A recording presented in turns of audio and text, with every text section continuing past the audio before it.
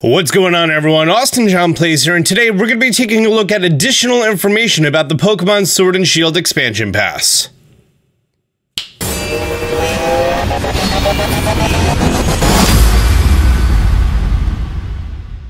Yesterday, the Pokemon Direct happened, and it taught us one very important thing. If you think you know what Pokemon is going to talk about, you're wrong.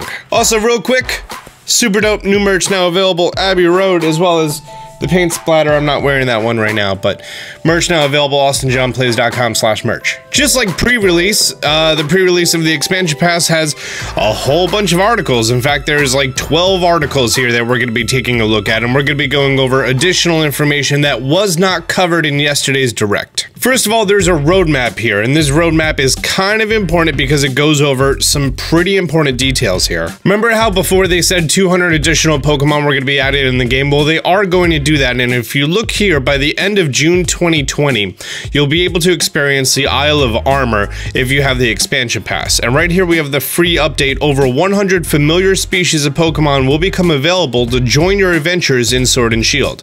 Now keep in mind, you do not have to purchase the DLC in order to get the update of the additional 100 Pokemon being supported. However, I took a poll on my Twitter yesterday saying, hey, do you plan on buying the DLC? And it looks like 92% of the people who watch my channel are going to be buying the DLC, so we're going to be covering the DLC just as much as we cover the regular game. But 100 Pokemon are added by June, and then in the fall of 2020 is the Crown Tundra, and then 100 additional returning Pokemon. So it's going to be 100 Pokemon at a time, and then 100 Pokemon after that. Keep in mind, all this is taking place like 4 to 5 months, and then additionally 6 months after that, after Pokemon Home comes out. So there's going to be plenty of time to get your home transfers, or you just start fresh. Your choice. Now it says whether you've just started your adventure in the Galar region or you've already become champion, you'll be able to enjoy the new content as soon as it's released. So it sounds like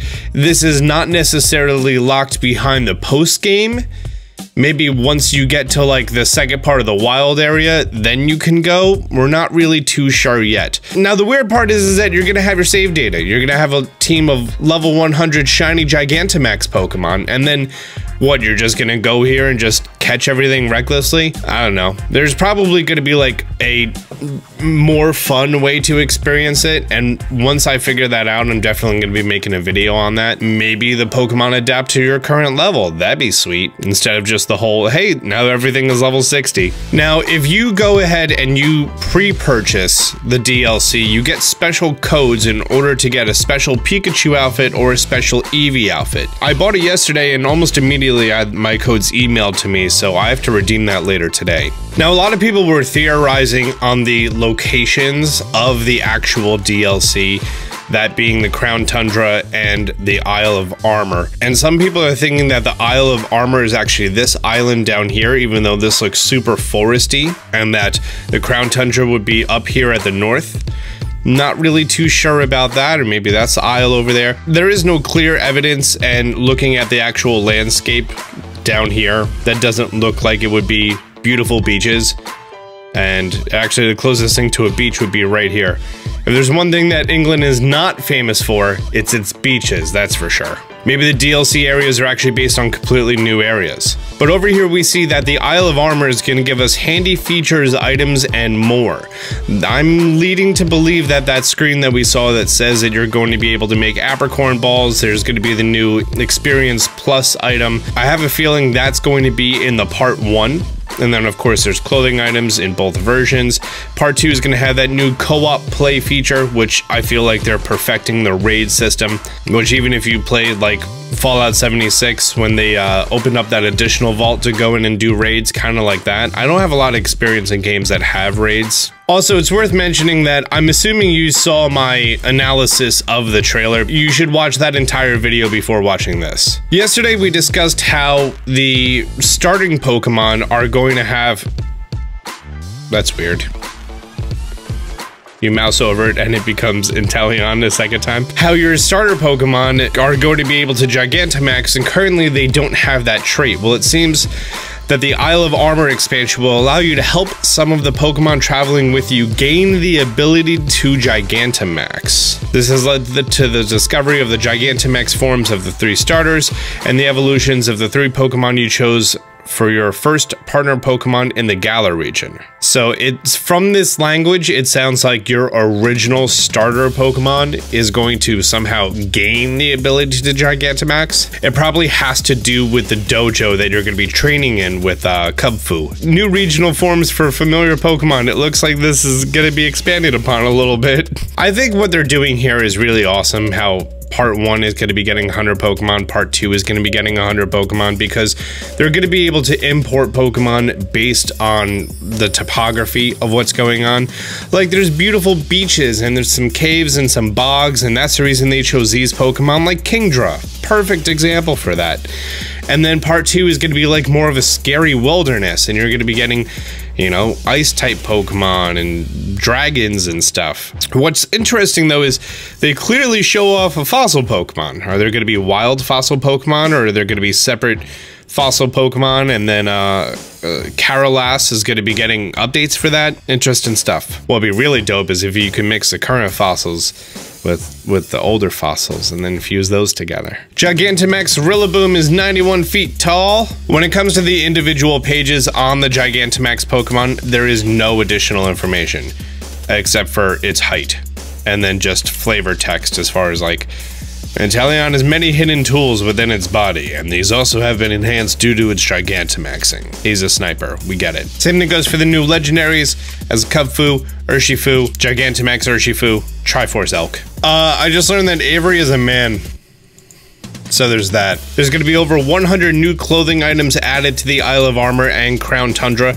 I want to get the chairman suit. It's so awesome. New Pokedexes. Many Pokemon not found in Galar's wild area make their home in the Isle of Armor and the Crown Tundra. Your Galar Pokedex will be updated so that you can register even more Pokemon as you discover them. In the Isle of Armor, you'll be aiming to complete the Isle of Armor Pokedex, while in the Crown Tundra, you'll be working on the Crown Tundra Pokedex. Okay, so it looks like there's going to be separate Pokedexes for those additional areas. So the Galar Pokedex is going to stay at 400. If you caught the Galarian Slowpoke yesterday, you notice that it wasn't registered in your Pokedex. Same thing happens if you redeemed your Mew from the Pokeball Plus. It might be that one of these additional Pokedexes has those Pokemon in there, which would make a lot of sense. New features added in the Isle of Armor. You'll be able to get the Experience Charm and additional items. Also the new tutor moves. Nice. It'd be awesome if every Pokemon can learn Toxic again. A new way to battle, Restricted Sparring. And the Isle of Armor will also introduce a new way to challenge yourself to some battles. With Restricted Sparring, you'll be limited in what types of Pokemon you can use and forced to battle under set conditions. That sounds pretty interesting. Give it a try and give some of your Pokemon that are normally overlooked a chance to shine. This really reminds me of the Pokemon Stadium Petite Cup. That was one of my favorite cups to do. Diglett for the win. In the Crown Tundra, you and friends will be able to explore Pokemon dens found in the Crown Tundra in a new gameplay feature. Deep inside these dens, you'll have a chance to encounter legendary Pokemon from previous Pokemon series games, so work together with other trainers to get as far as you can. Now, what I think is going to be really dope is you're going into these dens, right? And you're going to be able to go into these max raid battles with legendary Pokemon. I'm interested in how the shiny mechanics work for that. If you have to go and do the entire den again, and then you can go to the legendary encounter, they're most likely not shiny locked. Most likely not. Oh, and here we have a side-by-side comparison on the features of Part 1 and Part 2. By the way, you buy the expansion pass and you get Part 1 and Part 2. Unlike Breath of the Wild, you cannot choose if you want Part 1 or Part 2. You buy the expansion pass and you get both versions.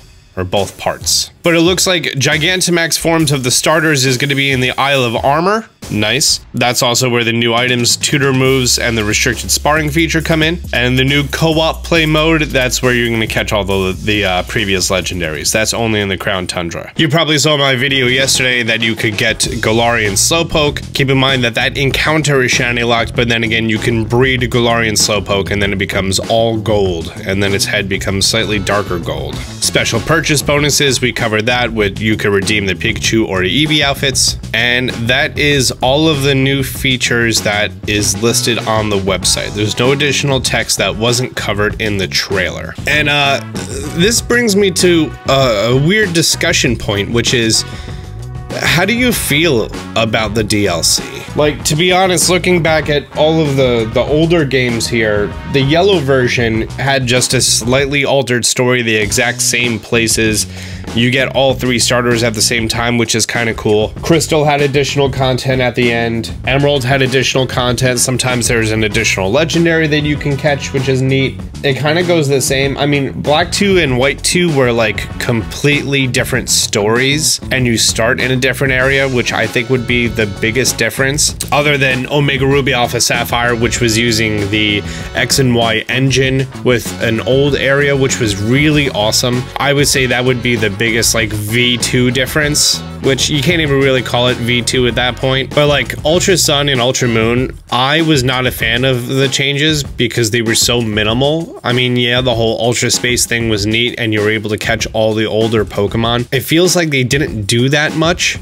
So now that you're going to be able to just spend half the amount of money as the game, and it's just DLC for the game, that sounds pretty awesome. Also, it makes me feel like that for the next game, if they choose to do Diamond and Pearl remakes, it's going to be on the Sword and Shield engine. It gives them that extra year to work on visual enhancements and optimize the game for like the loading so that things don't, you know, pop in and out as much as they do. So I feel like they need that extra year, which I'm happy for them, because I want them to polish it and like make it like a, because if it is a Diamond and Pearl remake, which people have been asking for so long, I want them to have that extra time to polish it, to give it all the enhancements that they want to really clean it up. Plus, I don't see how they could incorporate the wild area into that game. I feel like there's people who want Diamond and Pearl remakes, but there's people who also want a wild area-like area going forward. And those two groups of people, if they were Venn diagrams,